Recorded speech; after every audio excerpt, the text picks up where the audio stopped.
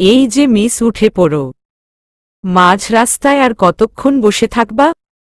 তোমার একার জন্য সব গাড়ি ব্লক হয়ে আছে।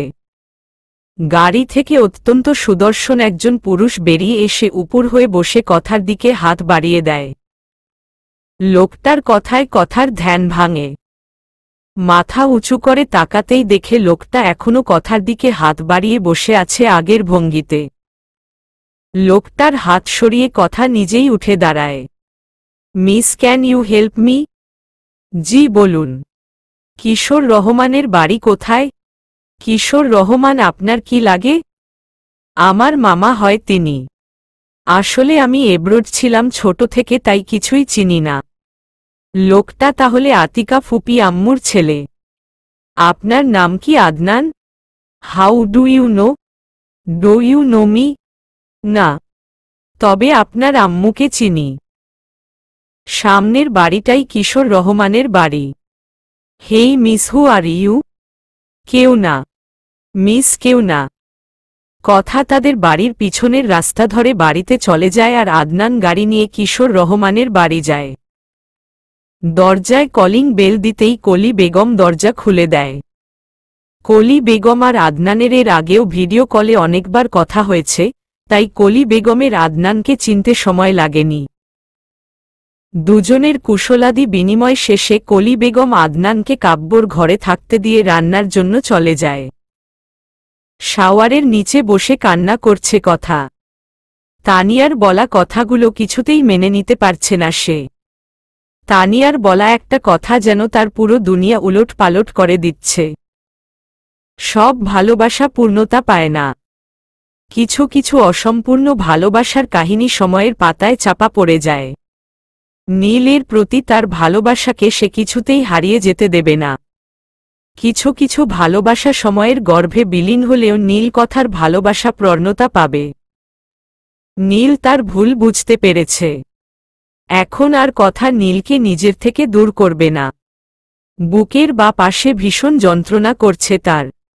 নীলকে কি ক্ষমা করা যায় না? সব কিছু ভুলে নীলের ভালোবাসায় ধরা দেওয়া যায় না। কথার ভিতরে সব তালগোল পাকিয়ে যাচ্ছে। মন বলছে নীলের কাছে ছুটে যেতে আর মস্তিষ্ক বলছে নীলকে দূরে ঠেলে দিতে। মন আর মস্তিষ্কের লড়াইতে খুব বাজেভাবে পিষে যাচ্ছে কথা। শাওয়ার শেষ করে কাব্যের ঘরের দিকে হাঁটা ধরল কথা। তানিয়া আর কাব্যের প্রেমের কথা জানার পর থেকে তার ভিতরে কষ্টের জোয়ার বয়ে যাচ্ছে। কাব্যের সাথে একটু কথা বলতে পারলেও তার ভালো লাগবে। কাব্যের ঘরের দরজা আগে থেকেই একটু ফাঁকা করা ছিল, যার জন্য কথা নক না করেই ভিতরে ঢুকে পড়ল। ব্যালকনিতে দাঁড়িয়ে কাব্য বাইরের দিকে মুখ করে সিগারেটে ফু দিচ্ছিল। কাব্যকে কথা কখনো স্মোক করতে দেখেনি। তার সেই ভাই আজকে কতটা কষ্ট নিয়ে স্মোক করছে সেটা কথার আন্দাজের বাইরে। এরই মধ্যে কথার দুচোখ ভরে এসেছে। কান্নারত অবস্থায় কথা দৌড়ে গিয়ে কাব্যকে পিছন থেকে জড়িয়ে ধরল। কথার এভাবে হঠাৎ করে জড়িয়ে ধরায় সামনে থাকা ব্যক্তিটির হাত থেকে সিগারেটটা নিচে পড়ে গেল। যদিও লোকটা ভীষণ রকম ঝটকা খেয়েছে, কিন্তু তবুও স্থির হয়ে দাঁড়িয়ে আছে। আর এদিকে কথা আগের ভঙ্গিতেই দাঁড়িয়ে ফুপিয়ে কেঁদে চলেছে। তুই আমার সাথে শেয়ার করতে পারতি অ্যাটলিস্ট। আমি কি এতটাই পর হয়ে গেছি? জানি কিছু করতে পারতাম না, কিন্তু তোর কষ্টের ভাগ তো নিতে পারতাম। আপনি কে আর এভাবে জড়িয়ে ধরেছেন কেন? লোকটার কণ্ঠ শুনে চমকে উঠলাম। এটা তো কাব্য ভাইয়া নয়। ঝট করে লোকটাকে ছেড়ে দিয়ে এক হাত দূরে গিয়ে দাঁড়ালাম। লোকটা পিছন দিকে ঘুরতেই আরো বেশি অবাক হলাম। লোকটা আদনান ভাইয়া, কিন্তু সে কাব্য ভাইয়ার ঘরে কি করছে? আর ভাইয়াই বা কোথায়? তুমি সেই মেয়েটা না যে আমার গাড়ির নিচে পড়তে পড়তে বেঁচেছ? হ্যাঁ, কিন্তু আপনি ভাইয়ার ঘরে কেন? ভাইয়া, তুমি কাব্যের ছোট বোন কথা? জি। আর সরি, আমি ভেবেছিলাম ভাইয়া দাঁড়িয়ে আছে। ইটস ওকে কথা মনি। আমি বাচ্চা নই। সো ডোন্ট কল মি মনি। কুল কুল। তোমাকে এমনিতেও পুচকিই মনে হয়, তাই বললাম আর কি। আমি পুচকি নই। তোমার দুই বেনি আর সামনের এলো চুলগুলো কিন্তু তোমাকে পুচকিই বলে। আপনি একটা পচা লোক। এই যে প্রমাণ করে দিল তুমি পুচকি। উফ, আপনার সাথে কোনো কথাই বলবো না আমি। কাব্য ভাইয়ার ঘর থেকে বেরিয়ে এলাম। আদনান ভাইয়ার আদৌ কোনো দোষ ছিল না, শুধুই তাকে এতগুলো কথা শুনিয়ে দিল এই নীলের বাচ্চা আমাকে পাগল বানিয়ে ছাড়বেন, নাকি অলরেডি বানিয়ে দিয়েছে কে জানে। ড্রয়িং রুমে যেতেই আব্বু আর কাব্য ভাইয়াকে একসাথে বসে থাকতে দেখলাম। দেখে মনে হচ্ছে দুজনে খুব গুরুত্বপূর্ণ কোনো বিষয়ে আলোচনা করছেন। কাব্য ভাইয়ার মুখের দিকে তাকিয়ে আছি। এতটা নিখুঁত অভিনয় করতে পারে আমার ভাইয়া, সেটা তো আমার জানাই ছিল না। ভাইয়াকে দেখে মনে হচ্ছে দুনিয়ার সবচেয়ে সুখী মানুষ তিনি। হয়তো তানিয়া আপুর মতো কাব্য ভাইয়াও বাস্তবতাটা মেনে নিয়েছে। তানিয়া আপুর কথাগুলো জানা হলো, কিন্তু ভাইয়ার মনের কথাগুলো আমাকে জানতে হবে। আব্বুর সামনে কথা বলার সাহস আমার নেই, তাই ঘরে চলে এলাম। রাতের নিস্তব্ধ আকাশ, চারিদিকে শুনশান নীরবতা বিরাজ করছে। শ্রাবণ মাস চলছে, আকাশে ঘন ঘন মেঘের আলোড়ন, সাথে হালকা বিদ্যুতের ঝলকানি। সব মিলিয়ে রহস্যময়ী এক পরিবেশের জানান দিচ্ছে। অন্ধকারের মধ্যে এক ছায়ামূর্তি ঠিক আমার ব্যালকনির সামনে দাঁড়িয়ে আছে। আজকে আমি চোখে চশমা পরে আছি, তাই মূর্তির ঠোঁটে লেগে থাকা মুচকি হাসিটাও খুব ভালো মতোই দেখতে পাচ্ছি। ভাবতেই অবাক লাগছে, সকালে এত অপমান করার পরেও নীল এত স্নিগ্ধতাপূর্ণ হাসি ঠোঁটে এঁকে আমার দুয়ারে দাঁড়িয়ে আছে। কেন যেন নীলের উপর বিশ্বাস করতে ইচ্ছে হচ্ছে। তার ভালোবাসায় ধরা দিয়ে তার বুকের সাথে মিশে যেতে ইচ্ছে হচ্ছে। আমার ভাবনার সুতো কাটে আম্মুর ডাকে। রাতের খাবারের জন্য আম্মু ডেকে চলছে, কিন্তু আমি কিভাবে খাব? নীল নিজেও না খেয়ে আছে। এখন আবার আমার রাগ হচ্ছে, এত কিছু করেও লোকটা শান্তি পায়নি। না খেয়ে রাত 9টার পরে আমার বাড়ির সামনে দাঁড়িয়ে আছে।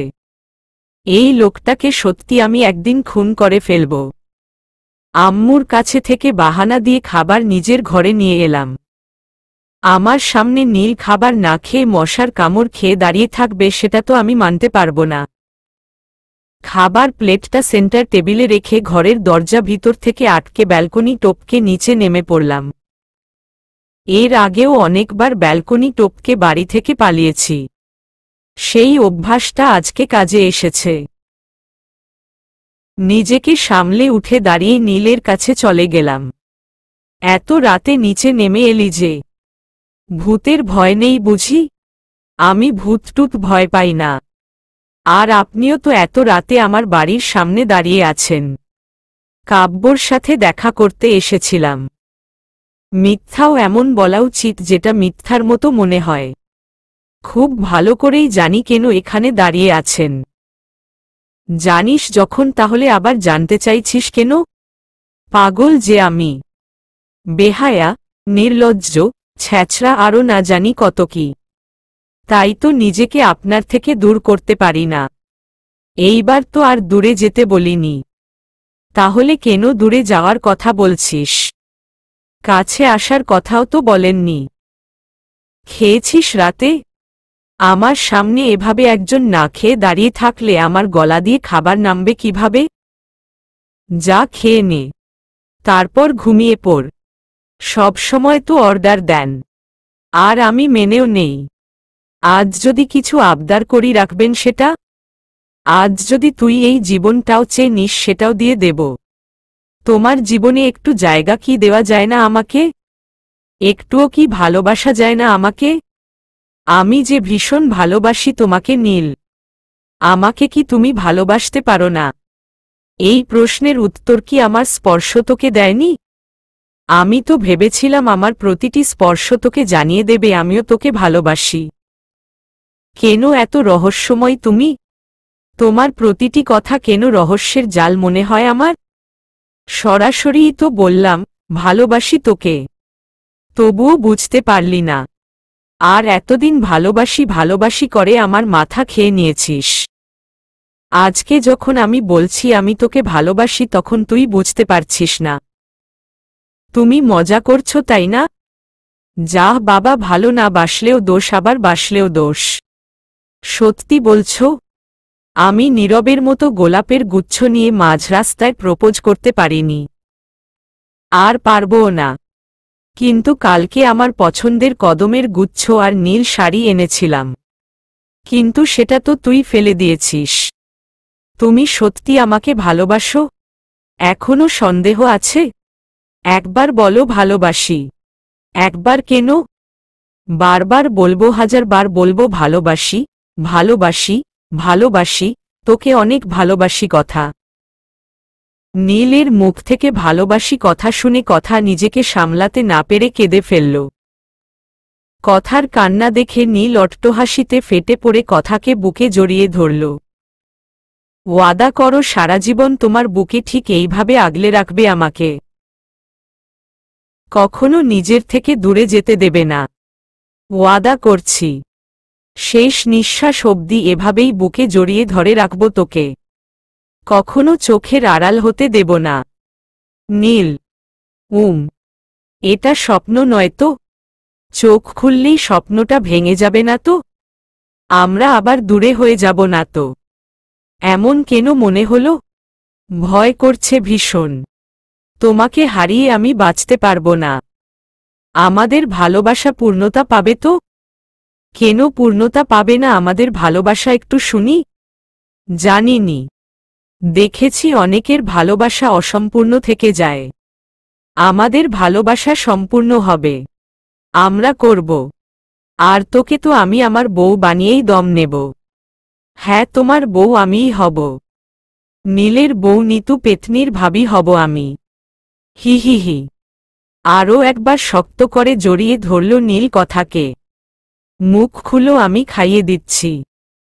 খাবার প্লেটটা হাতে নিয়ে বিছানায় বসতে বসতে নীলকে কথাটা বলল। কথা, তোকে দেখে বউ বউ ফিলিং আসছে কেন জানি। কারণ আমি তোমার বউ, এজন্যই আমাকে দেখে তোমার বউ ফিলিং আসছে। বারে কবুল কোথায় পড়লাম? কবুল পড়তে কতক্ষণ? কবুল নাও পড়ে নিয়েছি। এখন আমি তোমার বউ। তুই একা পড়লেই কি আর হলো নাকি? আমাকেও পড়তে হবে। কবুল। হি হি হি। তুমি কিন্তু ফেঁসে গেছ। জামাই, এখন থেকে আমি যা বলবো সব শুনতে হবে। শুনবো মিসেস বউ। এই না, তুমি আমাকে নীলবউ বলে ডাকবে। এটা আবার কেমন নাম হবে নীলবউ? যেমনই হোক, আমি চাই আমার আষ্টেপৃষ্ঠে শুধুই নীল জড়িয়ে থাকুক। সবাইকে জানতে হবে কথা শুধু নীলের, আর এই নীল শুধু কথার। এখন খাইয়ে দাও বউ। থুরি নীলবউ। কথা আর নীল দুজন দুজনকে খাবার খাইয়ে দিল। কথা আস্তে করে কিচেনে গিয়ে প্লেট রেখে পানির বোতল ভরে নিল। নীলকে কথা তার ঘরে বসিয়ে রেখে দরজা ভালোমতো চাপিয়ে দিয়ে এসেছে যাতে কেউ নীলকে না দেখতে পায়। কিশোর সাহেব আর কাব্য জার্নি করে আসায় ক্লান্তিতে রোজকার থেকে আগে ঘুমিয়ে পড়েছে। পুরো বাড়িতে পিনপতন নীরবতা বিরাজ করছে। তবুও কথা পা টিপে টিপে কিচেন থেকে বেরিয়ে ঘরের দিকে যাচ্ছে। হঠাৎই কথা কিছু একটার সাথে ধাক্কা লেগে নিচে পড়ে যেতে নেয়। যদিও নিচে পড়ার আগেই কেউ একজন কথার কোমর আঁকড়ে ধরে। অন্ধকার থাকায় কথা লোকটার চেহারা স্পষ্ট দেখতে পায় না, তবে বুঝতে পারে যে লোকটা আদনান। কারণ একমাত্র আদনানই এই বাড়িতে পরপুরুষ। কথা নিজেকে সামলে উঠতে নিলে আদনান কথার কোমর আরও শক্ত করে ধরে। আদনান ভাইয়ার এভাবে ধরাতে আমার বেশ অস্বস্তি হচ্ছে। এত শক্ত করে ধরে রেখেছে যে রীতিমতো আমার শরীর কাঁপছে ভয়। তানিয়া আপুর হলুদের রাতে নীরব ভাইয়াও এত শক্ত করে ধরেনি। আর এই লোকটা এমন কাজ করছে। বাইরে ভীষণ ঠান্ডা, তবুও আমার কপাল বেয়ে চিকন ঘাম ঝরে পড়ছে। নিজেকে এই অস্বস্তিকর পরিস্থিতি থেকে উদ্ধার করার জন্য নীরবতা ভেঙে আমিই বলা শুরু করলাম। ছাড়েন আমাকে। করছেনটা কি? আমি এখন ঠিক আছি, নিজেকে সামলাতে পারব। জানি পুচকু তুমি নিজেকে সামলাতে পারবে, অবশ্য না পারলেও শিখতে কতদিন। জি, শীঘ্রই তোমাকে এসব কিছু শিখে নিতে হবে। আমাকে যেতে দিন প্লিজ। কথা নিজেকে আদনানের কাছে থেকে ছাড়িয়ে ঘরের দিকে ছুট লাগাল। আজকে পালিয়ে যাও পুচকু, একদিন না একদিন তো আমার কাছেই আসতে হবে তোমাকে। একটা শয়তানি হাসি দিয়ে আদনান কথাটা বলে কাব্যের ঘরে চলে গেল। ছেলেটা কে আর তোকে ওভাবে জড়িয়ে ধরার সাহস কোথায় পেল? কথা তার ঘরে ঢুকতেই নীলতীরের মতো প্রশ্নটা কথার দিকে ছুড়ল। নীলের এভাবে চোখ মুখ গরম করে প্রশ্ন করাই কথা থতমত খেয়ে যায়। কি হলো, চুপ করে আছিস কেন? কে সেই ছেলেটা? তোকে স্পর্শ করার সাহস কি করে হলো ওর? আরে রাগ দেখাচ্ছ কেন? উনি আমার ফুফাতো ভাই হয়। আব্বু আর কাব্য ভাইয়া আতিকা ফুপি আম্মুর বাসায় গিয়েছিল, তাই হয়তো আদনান ভাইয়াকে সাথে নিয়ে এসেছে। কথাগুলো বলতে বলতে কথা একটু এগিয়ে সামনের দিকে যাচ্ছিল। পিছন থেকে নীল কথার চুলের মুঠি টেনে ধরে নিজের সাথে মিশিয়ে নিল। নীলের ঠিক মুখ বরাবর কথার মুখ এনে চোখ মুখ গরম করে ফিসফিস করে নীল বলল, তুই শুধু আমার, তোকে অন্য কেউ স্পর্শ করুক সেটা আমি সহ্য করতে পারব না। নীলের রক্তিম মুখবয়ব দেখে আমার আত্মার পানি শুকিয়ে গেছে। নীলকে আমি রাগতে দেখেছি কিন্তু এই রূপ এর আগে কখনো দেখিনি। কাপা কাপা গলায় বললাম, উনি আমার ভাই হয় সম্পর্কে উল্টা পাল্টা ভাবো কেন? জানি না, শুধু জানি তুই আমার, তোর ছায়াটাও অন্য কারো হতে দেব না আমি। এত ভালোবাসলে কিভাবে আমাকে? জানি না, শুধু জানি ভালোবাসি। একটা চুমু দাও তো। ঠোঁট নীলের দিকে এগিয়ে দিয়ে কথাটা বলল কথা। কথা তার চোখ বন্ধ করে ঠোঁট এগিয়ে নীলের কাঁধে দুই হাত দিয়ে দাঁড়িয়ে আছে। নীল কথার ঠোঁটের দিকে স্থির দৃষ্টিতে তাকিয়ে আছে। কথার গোলাপি ঠোঁট দুটো নীলের চোখে নেশা ধরিয়ে দিচ্ছে। নীল ধীরে ধীরে তার ঠোঁট জোড়া এগিয়ে আনছে। কথা আগের ভঙ্গিতেই দাঁড়িয়ে আছে। ক্রমশ নীল আর কথার নিঃশ্বাস গরম হয়ে আসছে। এই মুহূর্তে কথার মধ্যে মিশে যেতে ইচ্ছে করছে নীলের। নীল আর কথার মধ্যে হয়তো 2 ইঞ্চি জায়গাও ফাঁকা নেই। নীল কথার ঠোঁটে ঠোঁট মিশাতে গিয়েও কিছু একটা ভেবে দূরে সরে গেল। কথা প্রশ্নবিদ্ধ দৃষ্টিতে তাকিয়ে আছে। নীল সরে গেল কেন? কথা প্রস্তুত ছিল নীলকে কিস করার জন্য। ঘুমা, আমি যাচ্ছি। কি বললে? চলে যাচ্ছ? কিস করবে না? না, ঘুমা তুই। কেন কিস করবে না? সকালে তো জোর করে করলে, এখন আমি চাইছি আর এখন তুমি কিস করবে না। সকালে আমার ইচ্ছা হয়েছিল তাই করেছি, এখন ইচ্ছা নেই। কেন ইচ্ছা নেই? আমি কি দেখতে অসুন্দর? কথা এত কথা বলিস না, ঘুমিয়ে পড়। খুব ভোরে উঠে পড়তে বসবি। ভুলে যাস না সামনে মাসে তোর পরীক্ষা। হুম, যাও, সাবধানে যাবে। অনেক রাত হয়েছে, নিজের খেয়াল রেখো। তুইও নিজের খেয়াল রাখিস। ওগো শুনছ? কি বললি? বিয়ের পর তোমাকে এভাবেই ডাকব। ওগো শুনছ? পাগলি, কালকে বাইকে করে ঘুরাবে আমাকে? প্রমিজ, কালকের দিন শুধু তোর আর আমার। নীল কথার কপালে একটা ভালোবাসার পরশ এঁকে দিয়ে চলে গেল। কথা লজ্জায় বালিশে মুখ গুজে ঘুমিয়ে পড়ল। কানে হালকা সুরসুরি লাগাতে ঘুম ভেঙে গেল নীলের। আড়মোড়া ভেঙে উঠে বসতেই নীলের চোখ কপালে উঠে গেল। স্কাই ব্লু রঙের শিফনের শাড়ি পরিহিতা একটা মেয়ে নীলের বিছানার সামনে দাঁড়িয়ে আছে, হাতে 1 কাপ ধোয়া উঠা চা নিয়ে। রাতে ঘুমানোর সময়টি শার্ট খুলে শুধু ট্রাউজার পরে ঘুমিয়েছিল নীল। এভাবে একটা মেয়ের সামনে থাকায় বেশ অস্বস্তিতে পড়ে গেছে নীল। খাটের আশপাশ হাতিয়ে টি শার্টটা গায়ে জড়িয়ে নিল নীল। সামনে থাকা মেয়েটা আগের ভঙ্গিতেই দাঁড়িয়ে আছে, মুখে লজ্জা মেশানো হাসি নিয়ে। মেয়েটিকে নিঃসন্দেহে অপ্সরী বলা চলে। আকাশী রঙে আরও বেশি স্নিগ্ধ মনে হচ্ছে।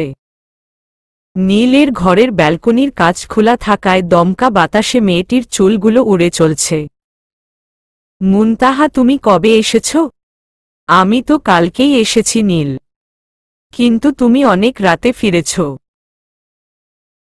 তাই তোমার সাথে দেখা হয়নি। হ্যাঁ, কালকে একটু দেরি হয়েছিল। তা কি খবর? কাজিনদের যে কেউ এভাবে ভুলে যেতে পারে সেটা তোমাকে না দেখলে বুঝতেই পারতাম না। আসলে ফাইনাল পরীক্ষা সামনে, আবার কোচিং নিয়ে ব্যস্ততা, তাই আর কি। তুমি তো আর বলবে না। আমি জিজ্ঞেস করছি কেমন দেখাচ্ছে আমাকে? সুন্দর, শুধুই সুন্দর। মুনতাহা, তোমাকে আমি শেষ যখন দেখেছিলাম তখন তুমি আরো ছোট ছিলে। এখন বড় হয়েছ, সেই সাথে আরো সুন্দর হয়েছ। আর হ্যাঁ, শাড়িটাতে তোমাকে ভালো লাগছে। চাটা আরো ভালো হয়েছে, খেয়ে দেখতে পারো। এই কয়েক বছরে রান্নার হাতটাও পাকা হয়ে গেছে। হ্যাঁ, তুমি বানিয়েছ, খেয়ে তো অবশ্যই দেখব। কিন্তু আগে ফ্রেশ হব। তুমি নিচে যাও, আমি ফ্রেশ হয়ে আসছি। মুনতাহা কিছু না বলে একটা মুচকি হাসি দিয়ে নীলের ঘর থেকে বেরিয়ে গেল। নীল কিছুক্ষণ তোবদা মেরে বসে থেকে উঠে ওয়াশরুমে চলে গেল। চৌরাস্তার মোড়ে স্কুল ব্যাগ কাঁধে দাঁড়িয়ে আছে কথা। রোজকার মতোই দুই বেনি আর ছোট চুলগুলো চোখের সামনে এসে পড়ছে বারবার। প্রায় 6 মিনিট হয়ে গেছে সে দাঁড়িয়ে আছে নীলের জন্য।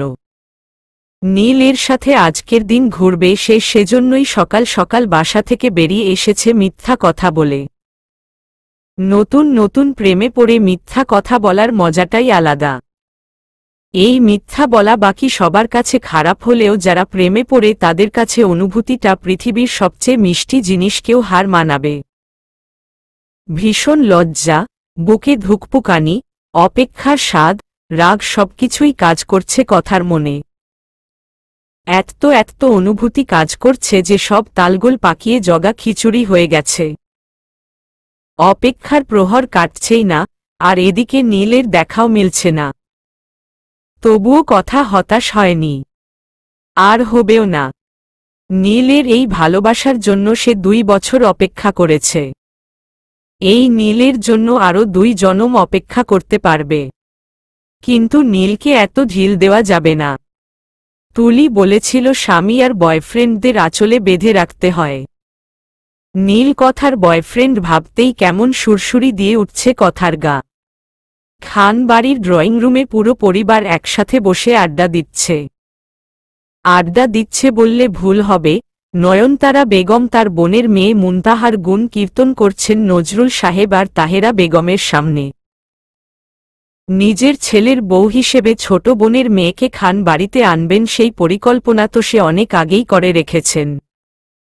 এখন শুধু পরিকল্পনাটা বাস্তবায়িত করতে হবে। নয়নতারা বেগম একের পর এক মুনতাহার গুণের পুটলি খুলে যাচ্ছেন আর মুনতাহা লজ্জায় মাথা নুয়ে বসে আছে। তানিয়া আর রাজীব তাদের বাসায় চলে গেছে। নিতু বই হাতে নিয়ে বসে আছে ঠিকই, কিন্তু দৃষ্টি তার সন্দেহপ্রবণ। মুনতাহার হঠাৎ এত তারিফ নিতু কিছুতেই হজম করতে পারছে না। তার মা নয়ন বেগম যে কোনো একটা ফন্দি আটছে মনে মনে, সেটা খুব ভালোই টের পাচ্ছে নিতু। নীরব, তোর বাইকের চাবিটা দে তো আমাকে। আর আজ তুই আমার জিপ নিয়ে নিস। সবার আড্ডায় বিঘ্ন ঘটিয়ে নীল কথাটা বলল। নীরব উঠে গিয়ে বাইকে চাবিটা নীলের হাতে ধরিয়ে দিল। নীল, মুনতাহা এতদিন পরে এসেছে, ওকে একটু ঘুরতে নিয়ে যাবি না? নয়নতারা বেগম, এই 7 সকালে ঘোরার কি আছে মা? তবুও যদি মুনতাহার এতই ইচ্ছা থাকে, নিতু আছে, নীরব আছে, ওদের বললেই তো পারো। এ কি ধরনের অভদ্রতা নীল? মায়ের সাথে কেউ এভাবে কথা বলে? তাহেরা বেগম, সরি বড় মা, আসলে আমি খুব দরকারি কাজে যাচ্ছি। আর মা এখন এসব বলল। সরি, আমি আসছি। নীল আর কাউকে কিছু বলার সুযোগ না দিয়ে নীরবের বাইক নিয়ে খান বাড়ি থেকে বেরিয়ে গেল। প্রায় আধা ঘন্টার মতো দাঁড়িয়ে আছে কথা, রাগে সাপের মতো ফুঁসছে সে। প্রথম প্রেমের প্রথম ডেট যাবে, তাও কি না প্রেমিক লেট। এইসব মেনে নেওয়া যায় না। এখন থেকেই নীল অবহেলা শুরু করে দিয়েছে, আর তো দিন পরেই রয়েছে। নায়ের একটা বিহিত আজকে সে করেই ছাড়বে। আরও ৩-৪ মিনিট পর একটা বাইক দ্রুত বেগে এসে কথার সামনে সজোরে ব্রেক কষল। বাইকটা দাঁড় করিয়ে বাইকে বসা অবস্থাতেই স্টাইল মেরে হেলমেটটা খুলল নীল। কথা ভ্রু পাকিয়ে তাকিয়ে আছে নীলের দিকে। উঠে বসো, কেউ দেখে ফেলবে। ওরে আমার যমরাজ রে, এলি তো এলি, দেরি করে আবার এখন লোক দেখার ভয় পাচ্ছিস? এই তুই কি পাগল হয়েছিস? কি সব আবোল তাবোল বকছিস? আমি আবোল তাবোল বকছি? আমি ঠিক আছে, যাবই না তোমার সাথে। যাও, চলে যাও। আচ্ছা সরি, আর দেরি করব না, এখন তো আয়। কথা একটা ভেঙচি কেটে বাইকে উঠে পড়ল। যদিও সে ভেবেছিল অনেকক্ষণ রাগ দেখাবে নীলকে, কিন্তু নীলের সামনে তার সব রাগ পানি হয়ে যায়। শক্ত করে ধরে বসো, পড়ে গেলে কোমর ভেঙে যাবে। আমার কোমর ভাঙতে পারে এমন কোনো বাইক আজ পর্যন্ত তৈরি হয়নি। তুমি চালাও। দেখ, কথা জেদ করিস না। বলছি ধরে বসো, পড়ে গেলে ব্যথা পাবি। আমিও তো বলেছি পড়ব না। চলো তুমি। হাল ছেড়ে দিয়ে নীল বাইক স্টার্ট দিল। শক্ত করে না বসায় বাইক স্টার্ট দিয়ে এগিয়ে যেতেই কথা নিচে পড় গেল। আচমকা পড়ে যাওয়াতে কথা কোমরে বেশ ব্যথা পেল। আম্মু গো, আমি পড়ে গেলাম, মরে গেলাম গো। নীল বাইক সামনে ব্রেক করিয়ে কথার কাছে এসে কথাকে পাজা কোলে তুলে নিল। বলেছিলাম ধরে বসো, কিন্তু না ম্যাডাম, সবসময় 2 লাইন বেশি বুঝে। নে, এখন ব্যথাটা কে পেল? তুমি আমাকে বকছ? আমাকে একটুও ভালোবাসো না তাই না? ভালোবাসি বলেই বকছি। হুহ, এত ন্যাকামো কিভাবে শিখলি বলতো? আমি ন্যাকামো করি? আর নয়তো কি? তুমি কি সত্যি আমাকে ভালোবাসো? এই প্রশ্ন কেন? জানি না। নীল কথাকে বাইকে বসিয়ে আবার বাইক চালাতে শুরু করল। এবার কথা নীলকে শক্ত করে জড়িয়ে আছে। প্রথম প্রথম নীলকে ধরতে সংকোচ বোধ করলেও এখন সেই সংকোচটা অনেকাংশে কমে গেছে। সকালের স্নিগ্ধ সময়, রাতে বৃষ্টি হওয়াতে ভেজা রাস্তার অনেক জায়গায় পানি জমে আছে। রাস্তার 2 ধারে সোজা হয়ে সারিবদ্ধভাবে দাঁড়িয়ে থাকা গাছগুলো রাস্তার সৌন্দর্য যেন আরও কয়েকগুণ বাড়িয়ে দিচ্ছে। কথা চোখ বন্ধ করে নীলের পিঠের সাথে লেপ্টে আছে। নীল লুকিং গ্লাসটা বাঁকা করে বারবার কথার মায়াভরা মুখটা দেখে যাচ্ছে। কথাকে দেখে অজান্তেই নীলের মুখে এক প্রশান্তির হাসি চলে আসে। নীল আর কথা দিন দুনিয়া ভুলে ছুটে চলছে অজানার পানে। মামা, আমি কথাকে বিয়ে করতে চাই, যদি আপনার অনুমতি থাকে। কোনো রকম ভনিতা ছাড়াই কিশোর রহমানকে কথাটা বলে দিল আদনান। কিচেনে দাঁড়িয়ে থাকা অবস্থায় আদনানের কথা শুনে চমকে উঠে হাতে থাকা কাচের গ্লাসটা ফেলে দিল কথা। ড্রয়িং রুমে বসে থাকা কিশোর সাহেব, কলি বেগম আর আদনানের কানে কাচ ভাঙার শব্দ এলেও সেই শব্দের তোয়াক্কা না করে কিশোর সাহেব বলা শুরু করলেন, ছেলে হিসেবে তোমার তুলনা হয় না আদনান। মেয়ে জামাই হিসেবে তোমাকে পাওয়া তো আমাদের ভাগ্য হবে। আমি আজই আতিকা বুবুর সাথে তোমার আর কথার বিয়ের আলাপ করছি। আব্বু, আদনান ভাইয়া আর আমার বিয়ের কথা চিন্তা করছেন? না না, সে কি করে সম্ভব? আমি তো নীলকে ভালোবাসি। নীলকে ছাড়া অন্য কাউকে স্বামী হিসেবে ভাবা আমার পক্ষে সম্ভব নয়। আমাকে আব্বুর সাথে কথা বলতে হবে। কিন্তু আব্বুর সামনে দাঁড়িয়ে নীলকে ভালোবাসার কথা বলার মতো সাহস আমার নেই। কি করব এখন আমি? ভীষণ দুশ্চিন্তা হচ্ছে। টেনশনে ঘেমে নিয়ে একাকার হয়ে যাচ্ছি। নীলের সাথে কথা বলতে হবে। কিন্তু কিভাবে? কাব্য এর আব্বু, একটু ঘরে আসো তো, কাজ আছে। কলি বেগম। কিশোর সাহেব কলি বেগমের সাথে ঘরে গেলে কলি বেগম ভিতর থেকে দরজা বন্ধ করে দিল। এসব কি বললে তুমি? আদনান বলল, আর তুমি রাজি হয়ে গেলে? কথার কি বিয়ের বয়স হয়েছে? আমি যা করেছি ভেবে চিন্তেই করেছি। এত বছর আমার সাথে সংসার করার পর তোমার এতটুকু বোঝা উচিত কলি। সেটাই তো সমস্যা। এত বছর সংসার করেও তোমাকে বুঝতে পারলাম না। কেন দিতে চাইছো কথার বিয়ে এখন? আর আদনানি বা কেন? আত্মীয়র মধ্যে আত্মীয়তা করার পক্ষে আমি না। আমি তোমাকে কোনো কটু কথা বলতে চাই না কলি। শুধু বলবো আমি যা করছি কথার ভালোর জন্য করছি।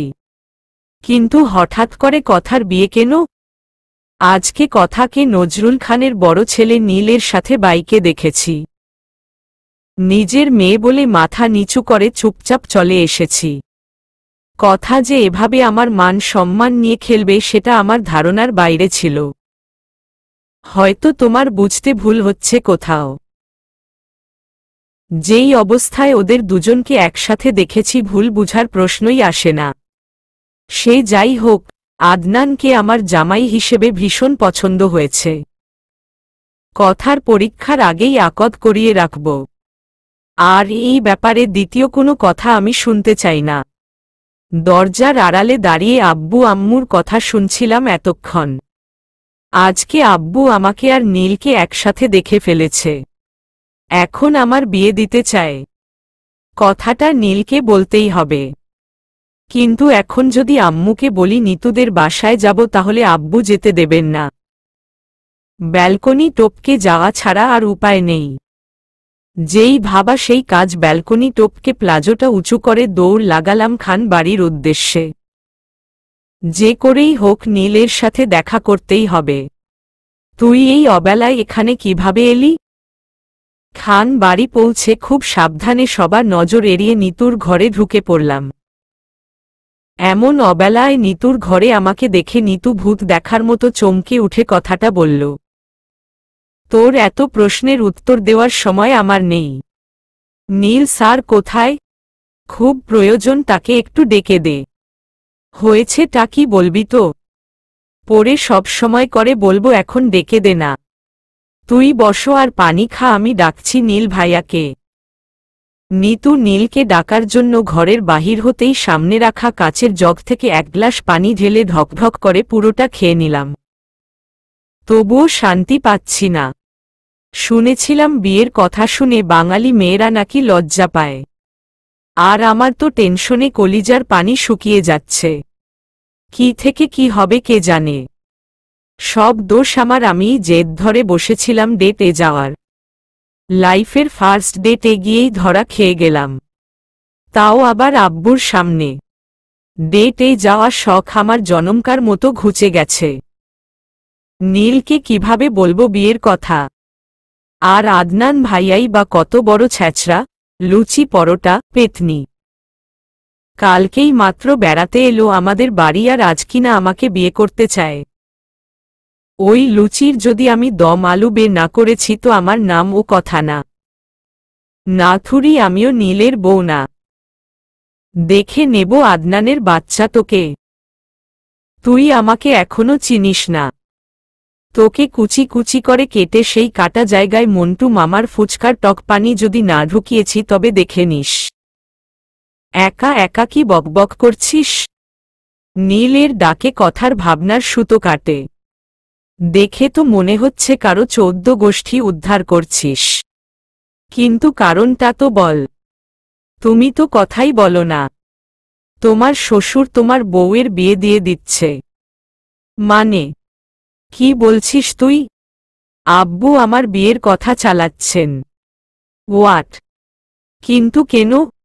আর কার সাথে? নীলকে বাসায় যা যা হয়েছে সব খুলে বললাম। আমার কথা শুনে নীল ধপ করে সোফায় বসে পড়লেন। আমি ভেবেছিলাম নীল রাগে আগ্নেয়গিরির লাভার মতো ফেটে পড়বেন, কিন্তু আমি তো তেমন কিছুই দেখতে পাচ্ছি না তার মধ্যে। সে তো খুব ঠান্ডাভাবে বসে আছে। আমি ভ্রু কুঁচকে তাকিয়ে আছি নীলের দিকে আর বোঝার চেষ্টা করছি সে কি চিন্তা করছে, কিন্তু বুঝে উঠতে পারছি না। সে আগের ভঙ্গিতেই বসে আছে। নীল, তোমার কফি। নীলকে কিছু বলার আগেই পিছন থেকে একটা মেয়েলি কণ্ঠ কথাটা বলে উঠল। ভীষণ মিষ্টি একটা কণ্ঠের আভাস পেয়ে পিছনে তাকাতেই আমার চোখ ছানাবড়া। কমলিকার মতো দেখতে একটা মেয়ে খুবই স্টাইল মেরে 2 মগ কফি হাতে দাঁড়িয়ে আছে নিতুর ঘরের সামনে। মেয়েটাকে প্রথম দেখাতেই আমার কসটি জিন্দেগি কি এর কমলিকার কথা মনে এলো কেন? আমার আর নীলের জীবনের কমলিকা নয়তো কোনো দিক দিয়ে মেয়েটা। অবশ্য ঢং ঢাং ভ্যাম্পের মতোই। মেয়েটাকে আমি চিনি না, জীবনে দেখিনি, তবুও হিংসে হচ্ছে। কারণ মেয়েটা অনেক সুন্দরী। ফিগার তো পুরোই ভারতীয় নায়িকাদের মতো। আর আমি এলোকেশী কন্যার সাথে জন্মগত গোলটুসি। নিজের থেকে বেশি সুন্দর কাউকে আবার আমি সহ্য করতে পারি না। একটু জেলেসু টাইপ তো, তাই আর কি। তোমার জন্য কফি এনেছি নীল। মুনতাহা, তুমি কষ্ট করতে গেলে কেন? রূপা দিয়ে যেত। রূপা কেন করবে? তোমার সব কাজ এখন থেকে আমিই করব। তুমি আমাদের গেস্ট মুনতাহা। তোমাকে দিয়ে কাজ করানো ভালো দেখায় না। গেস্ট বলে অপমান করছো নীল। আমি তো তোমার আপনজন। নীল আর কমলিকা পেতনির আদিক্ষেতা দেখে গা জ্বলে যাচ্ছে আমার। এই মুনতাহা না মঞ্জলিকাকে আমার সুবিধার মনে হচ্ছে না। পেতনিটার পাতলা শিফনের শাড়ি দেখেই বুঝতে পারছি আমার নীলের উপর কালা জাদু করার ফন্দি আটছে। মিষ্টি মিষ্টি কথা বলে নীলকে বশ করার টোপ ফেলছে আর নীল মনের আনন্দে সেই টোপ গিলছে। ন্যাকা কথা গলা ঝাড়া দিয়ে মুনতাহা আর নীলের আলাপের মাঝে বিঘ্ন ঘটাল। নীল মুনতাহা আর কথাকে পরিচয় করিয়ে দিল নিতুর বান্ধবী হিসেবে। কথা, তুমি আর নিতু আড্ডা দাও, আমি আর নীল চলে যাচ্ছি। মুনতাহা, সে কি কথা, কোথায় যাবেন আপনারা? আমাদের মাঝে তোমরা ছোটরা বোর হয়ে যাবে, তাই আমি আর নীল একা সময় কাটাই। কি বলো নীল? মুনতাহা, তুমি বরং বড় মার সাথে সময় কাটাও। কথা আর নিতুর ফাইনাল পরীক্ষা কিছুদিন বাদে, আমি ওদের পড়াই। তুমি পড়াবে? হ্যাঁ নীল স্যার, ই তো আমাদের পড়ায়। আর সে জন্যই তো এসেছি এখানে। তাই না নীল স্যার? কথা, হ্যাঁ। তুমি যাও মুনতাহা। মুনতাহা ঘর থেকে বেরিয়ে গেলে কথা নীলকে ঝাপটে ধরে নীলের বুকের সাথে মিশে যায়। নীলও কথাকে পরম আবেশে জড়িয়ে ধরে। নীল আস্তে আস্তে কথার মাথায় হাত বুলিয়ে দিতে থাকে। এভাবে কিছুক্ষণ থাকার পর নীল তার বুকের দিকে ভেজা ভেজা অনুভব করে। এতক্ষণ নীলের চোখে মুখে প্রশান্তি থাকলেও নীলের বুকের ভিতরটা হঠাৎ করেই মুচড়ে ওঠে। কথাকে সোজা করে কথার মুখ নীল তার 2 হাতে আঁচলে নিতেই নীলের বুকটা ছ্যাঁত করে উঠে। কথা এতক্ষণ কান্না করছিল। 2 চোখের পানিতে গাল ভিজে গেছে কথার। নীল একটা ম্লান হাসি দিয়ে কথার চোখের আর গালের পানি মুছে দিয়ে কপালে একটা চুমু এঁকে দেয়। তুমি আমাকে ছেড়ে দেবে না তো? এসব কি বলছিস? ছেড়ে দেওয়ার তো প্রশ্নই আসে না। আমার বিয়ে ঠিক হয়ে গেছে। আব্বু ভীষণ রাগী মানুষ। সে একবার যেটা ঠিক করেছেন সেটাই করবেন, আর কারো কথা শুনবেন না। তুই চিন্তা করিস না একদম। আমি আজকেই বাবার সাথে কথা বলে তোর বাড়িতে বিয়ের প্রস্তাব পাঠাচ্ছি। আব্বু রাজি হবেন না। কেন? আমি কি ছেলে হিসেবে খারাপ নাকি? না, কিন্তু তোমার বাবা 2 বিয়ে করেছেন, এটা আব্বু ভালো চোখে দেখেন না। জানতাম এটাই কারণ হবে। বড় মা বাবাকে ছেলে দিতে পারেননি বলেই আমার মাকে বিয়ে করেছিল বাবা। তারপর অবশ্য বড় মাও ছেলের মা হয়েছে, কিন্তু সেটা নিয়ে আমাদের নিজেদের মধ্যে কোনো দ্বন্দ্ব হয় না। জানি আমি সবই, কিন্তু আব্বু মানবেন না। তুমি কিছু একটা করো। আচ্ছা দেখছি, কিন্তু তুই এখন বাসায় যা। কিছুক্ষণ পরেই সন্ধ্যা নেমে আসবে। হ্যাঁ, আমাকে তাড়াতে পারলেই তো তোমার লাভ। ওই কমলিকার সাথে তোমার চিপকা চিপকি করতে সুবিধা হবে। আমার সামনে তো আর ইটিস পিটিস করতে পারবে না। কমলিকাটা আবার কে? আর কার সাথে ইটিস পিটিস করলাম? আমি সব জানি। কি জানিস? ওই মুনতাহার সাথে তুমি একদম কথা বলবা না, একদম ওর সাথে মিশবা না। কেন কেন? কোথাও কি কিছু পড়ছে নাকি? আমি একদম জেলাস না, কিন্তু ওই মুনতাহাকে আমার সুবিধার মনে হচ্ছে না। মুনতাহা আমার খালাতো বোন। কথার হাত দুটো নিজের হাতের মুঠোয় নিয়ে নিল নীল। তবুও আমার ভয় হচ্ছে। সব দিক দিয়েই কেমন সবাই উঠে পড়ে লেগেছে তোমার থেকে আমাকে আলাদা করতে। এখন যদি এই মুনতাহা ওর রূপ দেখিয়ে তোমায় বশ করে ফেলে। দেখেছ কত ঢং করে, পাগলি একটা। মুনতাহা কেন, স্বর্গের কোনো পরীও আমার মনে তোর জায়গা নিতে পারবে না। নীল আবারও কথাকে বুকের সাথে মিশিয়ে নিল। কথা নীলের শার্ট পিছন থেকে আঁকড়ে ধরে রেখেছে। নিতুর ঘরের দরজা খোলাই ছিল। দরজার আড়ালে দাঁড়িয়ে মুনতাহা এতক্ষণ সবটা দেখছিল। নীল আর কথার সম্পর্কের কথা জেনে বেশ ব্যথিত হয়েছে সে। ব্যথিত হওয়া অসংজ্ঞায়িত কিছু নয়। সেই ছোট থেকে স্বপ্ন দেখে আসছে সে নীলের বউ হবে। নীলকে স্বামী হিসেবে কল্পনা করেই তো তার দিন রাত এক হয়েছে। সেই নীল তার চোখের সামনে অন্য মেয়েকে বুকে জড়িয়ে ধরে রেখেছে, এটা মেনে নেওয়া কি এতটা সহজ হবে মুনতাহার পক্ষে? চোখের পানি আড়াল করে সেখান থেকে চলে গেল মুনতাহা। গোধূলি লগ্নের শেষ প্রহর চলছে, সূর্য দিগন্তের দিকে হেলে পড়েছে অনেকক্ষণ আগেই। নীল এর থেকে বিদায় নিয়ে খান বাড়ি থেকে বেরিয়ে পড়েছে। কথা গন্তব্য তার নিজের বাড়ি। যদিও আজ এই পথ তার কাছে ভীষণ অচেনা লাগছে। যতই বাড়ির কাছাকাছি যাচ্ছে ততই নীলের ভালোবাসা হারানোর ভয় উকি দিচ্ছে মনের মধ্যে। বিষণ্ণতা ছেয়ে আছে কথার মনে।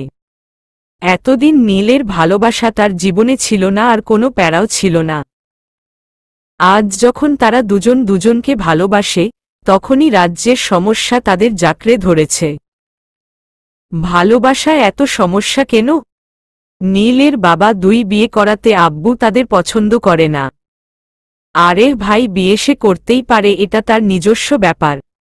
কথা দাঁড়াও, একা একা বকবক করছিলাম। হঠাৎ পিছন থেকে কারো ডাক শুনে ঘুরে তাকালাম। নীরব ভাইয়া ছুটে আসছে আমার দিকে। দেবর জিয়ের কি কাজ পড়ল হঠাৎ? নীরব ভাইয়া আমার সামনে এসে একদণ্ড নিঃশ্বাস নিয়ে বলতে শুরু করলেন। কথা তুমি আমার প্রশ্নের আর কোনো উত্তর দিল না। কোনো প্রশ্ন? ওই যে আমাকে বিয়ে করবে কি না? দেখেন নীরব ভাইয়া, আমি আপনাকে সবসময় ভাইয়ের চোখে দেখেছি। সো প্লিজ ভাই বোনের সম্পর্কে এসব আনবেন না। আর এই ব্যাপারে আপনার সাথে আর কোনো কথা আমি বলতে চাই না। নীরব ভাইয়াকে আর কোনো কিছু বলার সুযোগ না দিয়ে আমি বাড়ির দিকে ছুটে গেলাম। এমনিতেই ঝামেলার অভাব নেই, আবার তার উপর নতুন উটকো ঝামেলা। বাড়িতে পৌঁছে ব্যালকনির পাইপ বেয়ে খুব সাবধানে ঘরে ঢুকে খেলাম। ঘরে ঢুকতেই আরেক দণ্ড অবাক হওয়া যে আমার বাকি ছিল সেটা বুঝতেই পারিনি। আম্মু কিভাবে যেন আগে থেকেই আমার ঘরে বসে আছে, আর তার চেহারা দেখে মনে হচ্ছে আমাকে রান্না করা ছাড়াই খেয়ে ফেলবেন। কোথায় গিয়েছিলি? আসলে তুমি ভিতরে কিভাবে এলে? ব্যালকনি টপকে যেভাবে পালিয়েছিলি সেভাবেই এসেছি। কোথায় গিয়েছিলি? নিতুদের বাড়িতে। নীল আর তোর কিসের সম্পর্ক? চুপ করে আছিস কেন? উত্তর দে, নীল আর তোর কিসের সম্পর্ক? আমার নীলকে ভালোবাসি, নীলও আমাকে ভালোবাসে। তোর আব্বু তোর বিয়ে আদনানের সাথে ঠিক করছে জানি সেটা? তারপরেও কেন নীলের সাথে দেখা করতে গিয়েছিলি? আম্মু, আমি নীলকে ভালোবাসি আর বিয়ে ওকেই করব। অন্য কাউকে বিয়ে করা আমার পক্ষে সম্ভব নয়। কথাটা বলতে দেরি হলেও কথার গালে ঠাসস করে একটা চড় পড়তে সময় লাগল না। কলি বেগম এভাবে কথাকে থাপ্পড় মারবেন এটা কথার ধারণার বাইরে ছিল। নিজেকে সামলে প্রশ্নসূচক দৃষ্টিতে মায়ের দিকে তাকিয়ে আছে কথা। হয়তো এই প্রথম কথার গায়ে হাত তুলেছে কলি বেগম। তোর বাবা নীলকে পছন্দ করে না এটা জানার পরেও তুই নীলের সাথে সম্পর্ক রাখছিস। ভুলে যাস না কথা, এই বাড়িতে সেটাই হয় যেটা তোর বাবা চায়। আর তোর বাবা তোর ফুপি আম্মুকে কথা দিয়ে ফেলেছে। আজ যে তুই নীলের সাথে দেখা করার জন্য পালিয়ে গিয়েছিলি সেটা তোর বাবা জানতে পারলে কি অবস্থা হবে তুই বুঝতে পারছিস? মা, আমি নীলকে ভালোবাসি। আর তোমার আর বাবার বোঝা উচিত সারা জীবন আমি সংসার আমি করব। যার সাথে আমি সারাটা জীবন কাটাবো সেই মানুষটা আমার পছন্দের হলে খুব বেশি কি ক্ষতি হবে? মানছি নীলের বাবা 2 বিয়ে করেছেন, এজন্য বাবা তাকে পছন্দ করেন না। কিন্তু আমি তো নীলকে ভালোবাসি। আমার জন্য কি আব্বু নীলকে মেনে নিতে পারবে না? এত কথা আমাকে শুনিয়ে লাভ নেই কথা। আমি আমার দিক দিয়ে চেষ্টা করে দেখেছি। তোর আব্বু কিছুতেই রাজি না। তাই তুই নীলকে ভুলে যা। তোর আব্বু তোর আর আদনানের আকদ সামনে সপ্তাহেই করে ফেলবেন। নিজেকে মানসিকভাবে প্রস্তুত কর। মা আমাকে আর কিছু বলার সুযোগ না দিয়ে সেখান থেকে চলে গেলেন। সময় খারাপ যাচ্ছে নাকি আমি খারাপ বুঝতে পারছি না। মাথাটা হ্যাং হয়ে আছে। বুকের বা পাশে অসহ্য যন্ত্রণা হচ্ছে, আমার কান্না করা দরকার। কিন্তু কান্না আসছে না। কেন কান্না করতে পারছি না? চোখের পানিগুলো আজ আমার সাথে বেইমানি করছে। কান্না করলে হয়তো আমার কষ্টটা কমতো। খান বাড়ির ছাদের কার্নিশ ঘেঁষে দাঁড়িয়ে স্মোক করছে নীল। সিগারেট যে শুধু কষ্টেই খায় এই ধারণটা নীলকে দেখলে অনেকের পাল্টে যাবে। আজ নীলের মনে খুশি আর দুশ্চিন্তা দুটোই বিরাজ করছে। কথার ভালোবাসা পেয়ে আজ সে অনেক খুশি। তার জীবনের সবচেয়ে বড় প্রাপ্তি হয়তো কথা। কথার এলোমেলো চুলের 2 বেনি বারবার নীলকে তার প্রেমে ফেলে দেয়। কথার বাচ্চামোগুলোর প্রতি নীল আসক্ত। কিন্তু হঠাৎ করেই তার জীবনে এসব কি হচ্ছে? কথার বিয়ে, তাও আবার অন্য কারো সাথে, এটা তো নীল কল্পনাও করতে চায় না। কিভাবে কি করবে, কিভাবে কথার বিয়ে আটকাবে, বাড়ির সবাই কথা আর তার সম্পর্ক কিভাবে নিবে সবকিছু নীলকে খুব করে ভাবেচ্ছে। নিজেকে স্থির রাখার সর্বোচ্চ চেষ্টা করছে নীল, কিন্তু কিছুতেই পেরে উঠছে না। সিগারেটের শেষ ফু দিয়ে ধোঁয়াগুলো খোলা আকাশে উড়িয়ে দিয়ে সিগারেটের শেষাংশ পা দিয়ে পিষে ফেলল নীল। ভাইয়া, মা তোর আর মুনতাহা আপুর বিয়ে পাকা করে দিয়েছে। হুড়মুড়িয়ে ছাদে উঠে হাঁপাতে হাঁপাতে কথাটা বলল নিতু। মাথায় বাজ পড়ার চমকে উঠে পিছন দিকে তাকালো নীল। আমার তো আগেই সন্দেহ হয়েছিল হঠাৎ করে মুনতাহা আপুকে বাসায় আনার পিছনে কোনো কারণ আছে। কিন্তু সেটা যে তোদের বিয়ে সেটা বুঝতে পারিনি। কি বলছিস তুই? মাথা ঠিক আছে তোর? হ্যাঁ ভাইয়া, বিশ্বাস কর আমি এইমাত্র মা আর বড় মার কথা আড়ি পেতে শুনে এলাম। মুনতাহা আপু আর তোর আকদ করানোর প্ল্যানিং চলছে। তাও আবার এই সপ্তাহেই। চলবে।